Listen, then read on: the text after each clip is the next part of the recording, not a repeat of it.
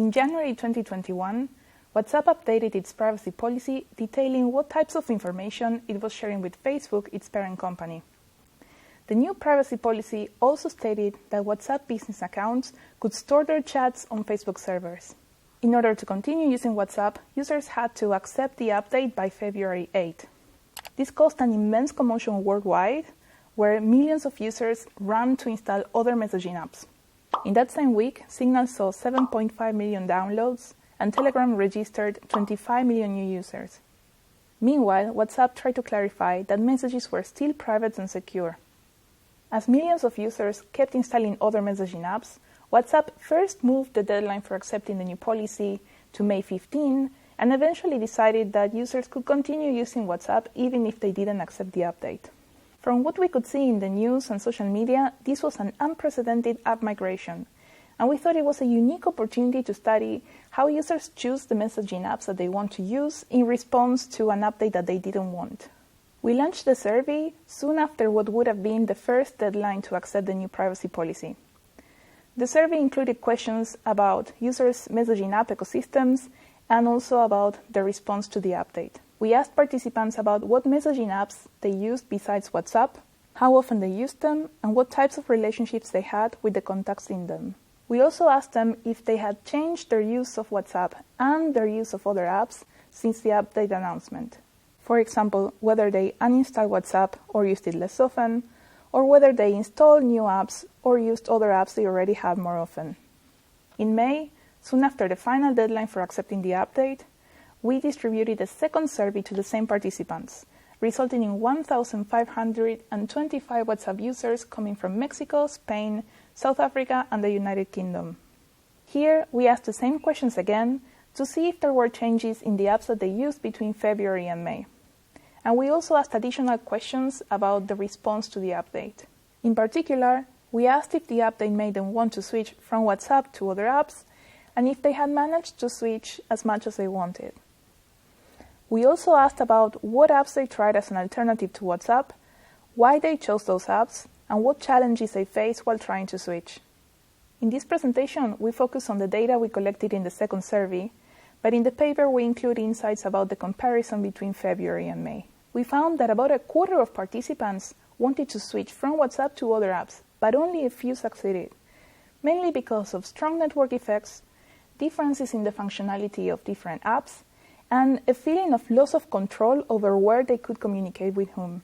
Trying to switch messaging apps was a difficult and challenging experience because installing a new app is easy, but leaving an app is not. We think that these results point to a need for interoperability between messaging apps, so that users can message anybody they want without being forced to use the same app. Our data points to a need for messaging interoperability in a number of ways. First of all, we found that because of this update, 26% of participants wanted to switch, but only a quarter of those, 6% of all participants, felt that they managed to move at least some communication from WhatsApp to other apps. 27% had increased their use of other apps, either by installing new ones or using the ones they already had more often. However, only 16% reported using WhatsApp less. These findings are only the first pieces in our data that suggest that increasing the use of other apps does not necessarily help to stop using WhatsApp. Let's look a little deeper. All participants used WhatsApp, but it wasn't the only app they used. Participants used a median of 5 apps in total and 4 apps regularly, including one primary app that they used very frequently. For 78% of participants, this primary app was WhatsApp. Now, despite using a median of 5 apps, participants reported an average of 6 contacts with whom they chatted across multiple apps, mainly romantic partners, friends, and relatives. Overall, they communicated with a median of 2 types of relationships per app, but the median for WhatsApp was 6.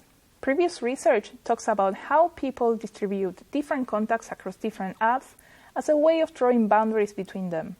However, here it looks like WhatsApp is the place to chat with anybody, making it particularly hard to leave. Another finding that points to how hard it was to leave WhatsApp is that the participants that managed to switch did not just try to move to one other app. They tried a median of 3 apps, either by installing new ones, or using the ones they already had more often. A third of the participants trying to switch identified that it was challenging to agree with different contacts on which app they should move to. For example, they struggled with the extra task of having to remember which contacts are in which app, and trying to move all your contacts to find out that most of them are not moving to the same app you're using. The most common apps chosen as alternatives were Telegram and Signal, mostly because of their privacy and security features. However, almost a third of participants chose to move to either Facebook Messenger or Instagram, which we find ironic because both are also owned by Facebook and they don't offer end-to-end encryption by default. Their privacy policies explicitly say that they can use the content of conversations for improving their products or users' location for targeted advertising. We see this as a red flag of how hard it is to make informed choices about messaging apps. Some of the most frustrating challenges of switching included reading through the terms and conditions of the new apps, as well as struggling with differences in the functionality across apps. Our data suggests that the main source of these barriers comes from the forced symmetry between messaging apps. That is, that users of an app can only message other users of the same app. We believe that a promising solution is to enable some degree of interoperability so that users can message anybody they want, regardless of the apps they use. To make this happen, we think that a multidisciplinary approach is necessary, where HCI researchers, designers, and privacy and security experts work together with policymakers. Many countries and regions are working on regulating competition in digital markets, requiring platforms to open up and offer interoperability with competitors. However, current proposals are not very specific about what types of functionality should be interoperable, and they don't always require messaging interoperability as a strong obligation.